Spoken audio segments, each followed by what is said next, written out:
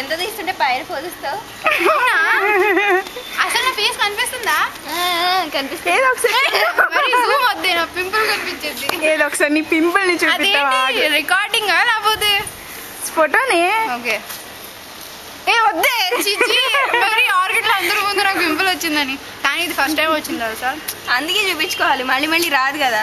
నేను బాధపడుతున్నా. కొంచెం జూమ్ చేయి. ఇంకేనా మాట్లాడు. దీనికి బ్రెయిన్ లేదు. దొరికావు. దిస్ ఈస్ కాల్డ్ బ్యాండ్ హరణం, చీర హరణం ఏదో ఉంటది కదే. నేను విముక్తి పొందాను.